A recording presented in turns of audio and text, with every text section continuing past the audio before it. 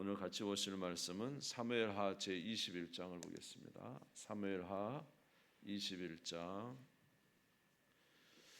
1절에서 6절까지 읽겠습니다. 사무엘하 21장 1절에서 6절입니다. 우리 한 절 한 절 교도가도록 하겠습니다. 사무엘하 21장 500페이지 1절에서 6절까지 교도하겠습니다. 다윗의 시대에 해를 거듭하여 3년 기근이 있으므로 다윗이 여호와 앞에 간구하매 여호와께서 이르시되 이는 사울과 피를 흘린 그의 집으로 말미암음이니 그가 기브온 사람을 죽였음이니라 하시니라.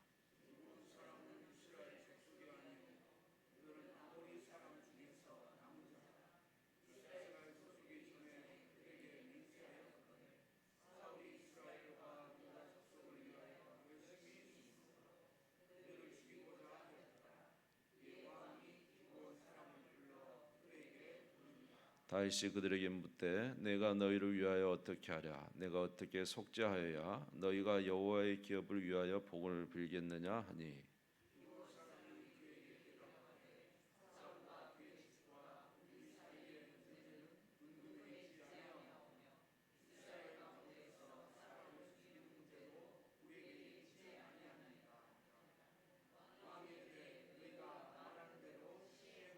그들이 왕께 아뢰되 우리를 학살하였고 또 우리를 멸하여 이스라엘 영토 내에 머물지 못하게 하려고 모해한 사람의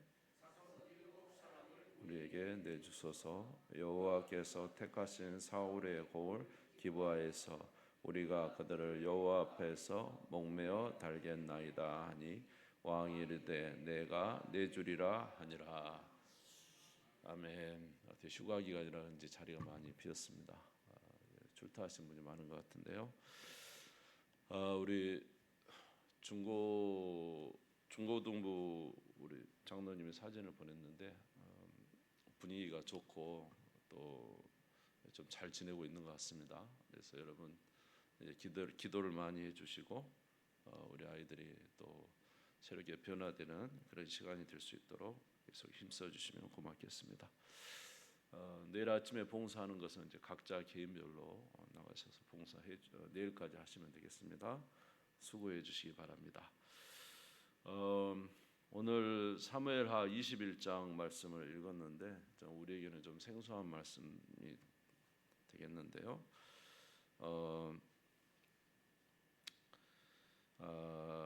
우리의 삶에 있어서 어떤 어려움들이 계속 지속된다면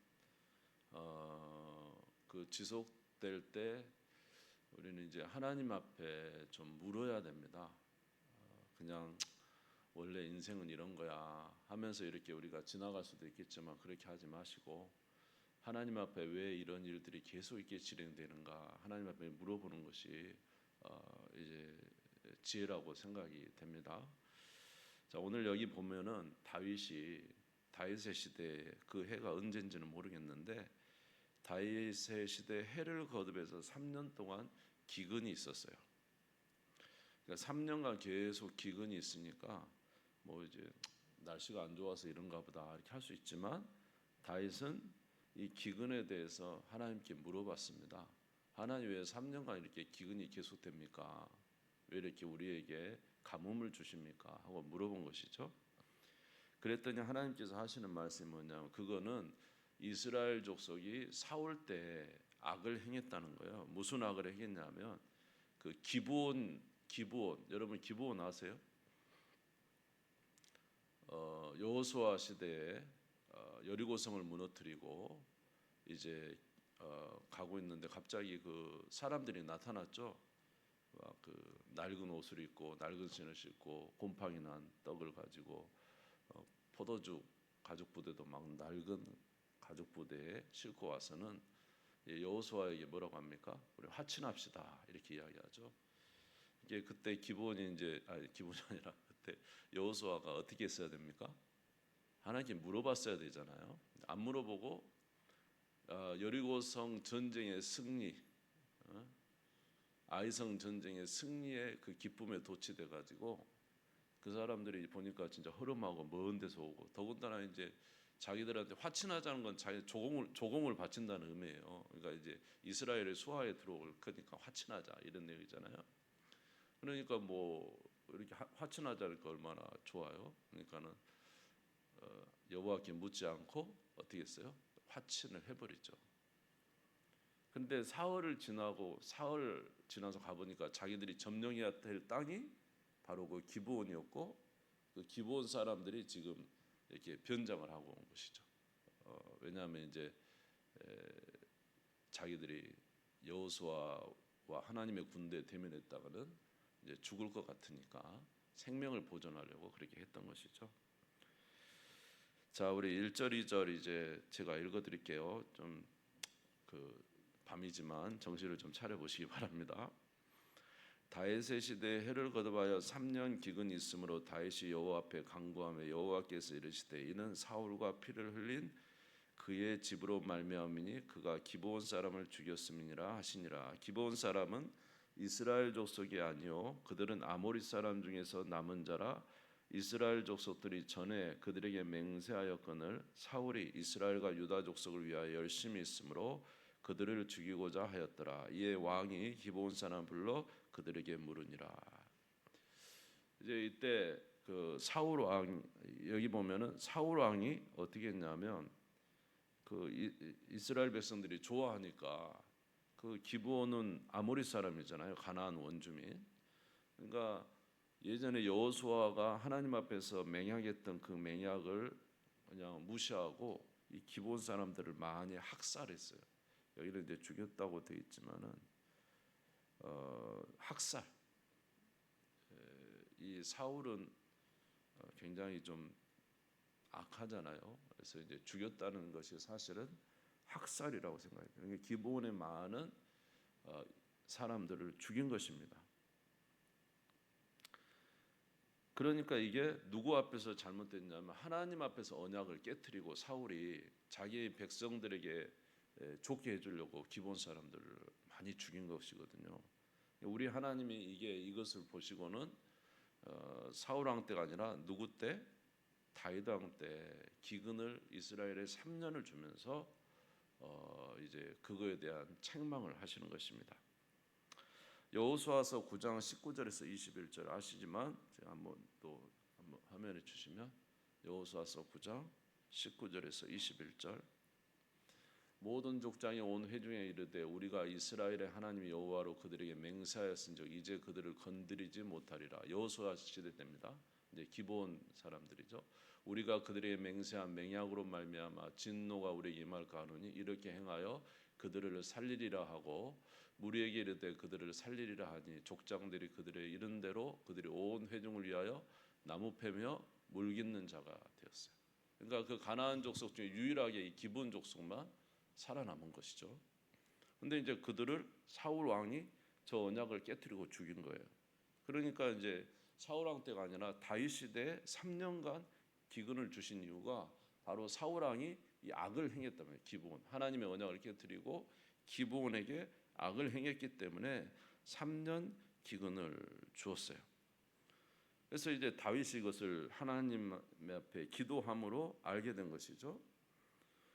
그래서 이제 그럼 어떻게 할까? 그러니까 이 기브온 족속이 뭐라고 하냐면 이거는 뭐 우리 돈이 필요하고 은금이 필요한 게 아니라 이거는 명예에 관한 이야기입니다. 하나님과의 약속을 어겼기 때문에 사울 왕의 자녀 중에 7명을 우리에게 내주십시오. 사울 왕의 자녀 중에 7명을 내주십시오. 그랬더니 이 다윗이 이제 내주었는데 누구를 내줬냐면 사울의 첩 중에 리스바라고 있어요. 8절에 보시면 있어요. 왕이 아야의 딸 리스바에게서, 사울의 첩이 리스바입니다. 리스바에서 난 자 사울의 두 아들 알모니와 무비보셋. 이 무비보셋은 요나단의 아들 아닙니다. 이 리스바의 첩의 딸 중에 동명이죠. 알모니와 무비보셋을 내주고 그 다음에 사울의 첫째 딸 이름이 메랍이죠. 그 메랍의 아들 몇 명?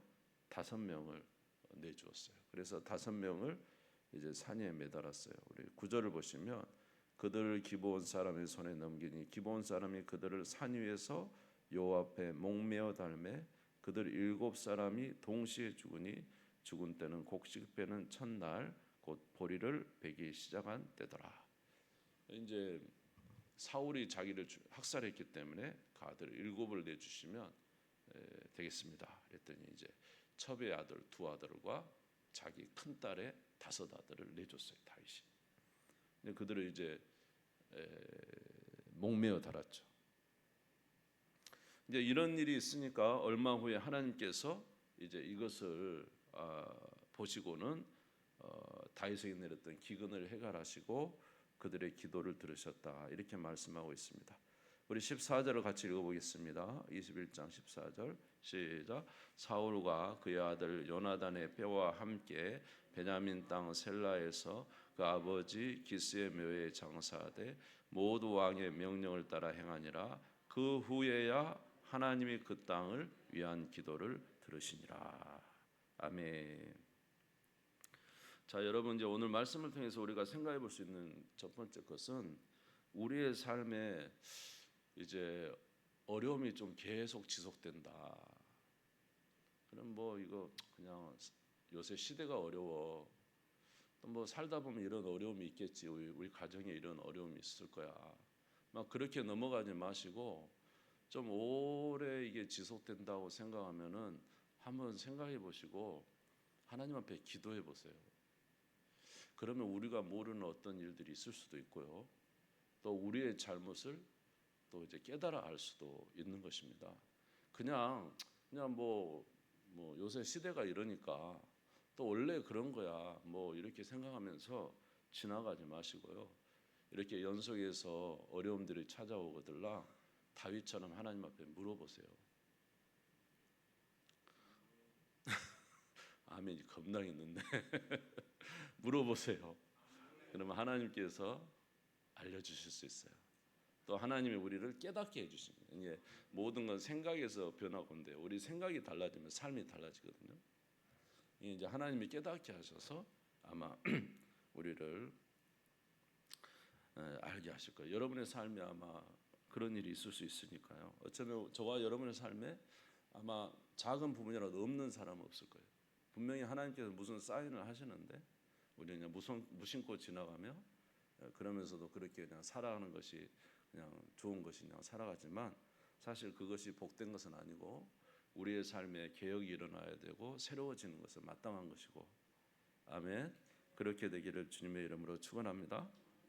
두 번째는 이렇게 깨달았다면 이게 무엇이 잘못된가 알았다면은 하나님 앞에 속죄를 해야 되지만 두 번째로는요. 우리 이웃에게 잘못된 것에 대해서 속죄할 수 있어야 돼요.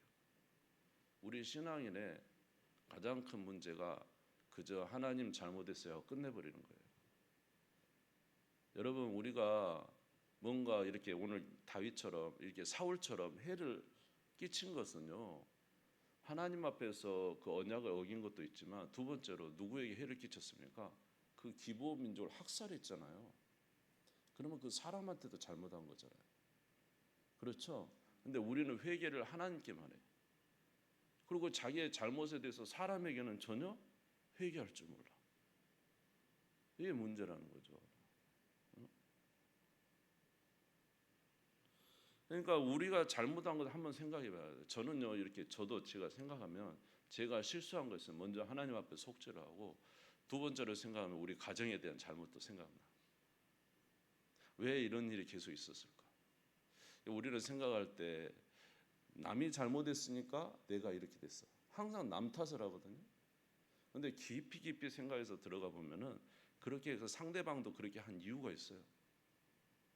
다 내가 잘못된 부분이 있어서 상대방도 그렇죠. 그러니까 이제 서로 대화하다 보면은 이제 남 탓만 서로 하는 거지. 그러니까 이제 하나님 앞에서 또는 오늘 여기도 보면은 이 기브온 백성에게 잘못한 거잖아요. 그럼 기브온 백성에게 속죄를 해야 되잖아요. 자기의 잘못된 것을 인정하고 그렇게 해야 되잖아요. 그래서 사울의 아들 7을 내줬잖아요. 7을 내줬어요. 물론 뭐 이렇게 아들을 내주는 것이 옳으냐 이런 거에 대한 의논도 있어요. 그러나 여기 보면 하나님이 뭘 들으셨다? 그 후에야 하나님이 그 땅을 위한 뭘 들었어요? 기도를 들으셨다는 것은 하나님이 인정하셨다는 것이잖아요. 그러니까 우리가 잘못한 것이 있으면 하나님 앞에서 잘못을 당연히 속죄해야죠. 그러나 그것이 만약 상대방에 해를 끼쳤다면 그거에 대한 것도 반드시 속죄를 상대방한테 해야 되는 것이고, 그 속죄뿐만 아니라 거기에 대한 대가를 치러야 돼요. 대가를 반드시 거기에 대한 대가를 치러야 되는데 상대방의 대가를 치르지 않죠. 그러니까 세상에서 기독교인들을 아주 경멸하는 이유가 뭔지 아세요? 그래도 세상 사람들은 잘못한 것을 잘못했다고 뭐 술 한 잔을 마셔서 이야기를 하든지, 아니면 뭐 아예 세상은 나쁘니까 그래도 어쩐지 하려는 세상 사람들도 남에게 잘못하면 그것에 대한 것에 대해서 이렇게 갚을 줄 아는 마음 있는 사람이 굉장히 많거든요. 근데 기독교인들은 교회에 와서 속죄가 끝나버려요. 남한테 잘못한 것에 대해서 전혀 회개하거나 거기에 합당한 것에 대한 대가를 치르지 않는다는 거죠. 이것이 얼마나 기독교인들을 환멸스럽게 만드는지 몰라요. 그러니까 신앙인은 하나님 앞에서도 잘못된 것도 있지만 반드시 사람에게도 거기에 합당한 그 대가를 치러야 돼요. 별로 대가 안 좋아하시지만 저도 별로 안 좋아해요, 대가 치르는 걸. 그러나 해야 돼요. 네? 그저 밀양이라는 영화 보셨어요? 밀양.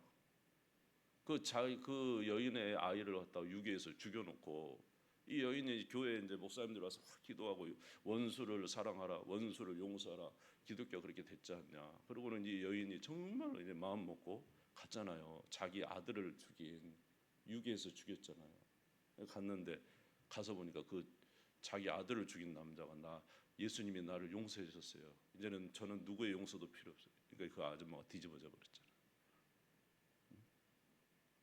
아들을 죽여놓고 세상에 하나님이 용서했으니까 나는 괜찮아요. 이래버리니까. 자, 반드시 여기도 아들을 7을 내줘서 그 매달았잖아요. 매달아서 대가를 치르게 했잖아요. 그리고 나서 하나님께서 기도를 들어주셨잖아요. 여러분, 우리의 신앙에서 정말로 하나님과 사람 앞에서 조금 우리가 뭐 완벽해질 수는 없지만 그러나 좀 더 주님 앞에서 성숙한 모습으로 살아가야 되겠다라는 생각을 해보게 됩니다. 그렇게 하는 우리 모두가 되시기를 주의 이름으로 축원합니다. 자, 그래서 이렇게 7명의 아들을 매달았더니 그 리스바, 사울의 참 리스바가 어떻게 했냐면 우리 10절 11절 한번 읽어볼게요. 10절 11절 시작.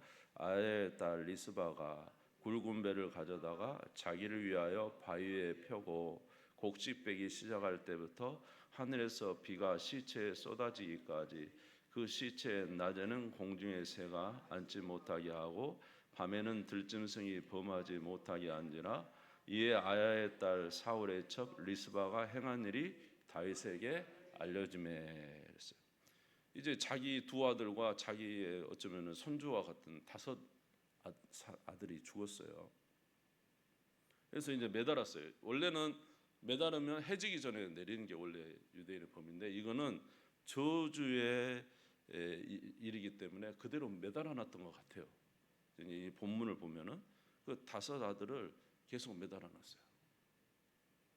그러니까 이 리스바가 그 바위에 배를 깔고는 그 새가 와서 그 시체를 해하지 못하도록, 짐승이 와서 그 시체를 해하지 못하도록 늘 지켰다는 거예요. 그런데 언제까지 지켰냐면 뭐가 쏟아질 때까지. 하늘에서 뭐가 10절에 보니까 뭐가 비가 시체에 쏟아질 때까지. 그러니까 지금 3년 동안 뭐가 왔어요? 기근이 와 비가 안 왔다는 뜻이잖아요. 근데 뭐 올 때까지? 비가 올 때까지 지킨 거예요. 하나님께서 은혜 주실 때까지 기다린 것이죠. 리스바가 얼마나 고통스럽겠어요. 2 아들 죽고 손주처럼 딸의 아들 5이 죽었어요. 리스바가 거기서 그 시체를 지켜서 자기의 자녀들을 이제 죽었지만은 보호하고 있는 것이죠. 이것을 들은 이제 다윗이 그 리스바의 한 행동이 너무너무 이렇게 마음도 아프고 그 사랑에 대한 느낌이 있고 그래서 그런지 다윗이 이제 어떻게 하냐면은 저기 길르앗 야베스에 가가지고 그 전쟁에서 죽은 사울 왕의 뼈와 그 아들 무비보셋의 뼈와 그 다음에 이 7명의 뼈를 추려가지고 어디로 오냐면 베냐민으로 옵니다. 그리고는 거기서 함께 묻어줍니다. 우리가 읽은 14절인데 사울과 그의 아들 요나단의 뼈와 함께 뭐라고요? 베냐민 땅 셀라에서 그 아버지 기스의 묘에 함께 이 장사를 해줬어요.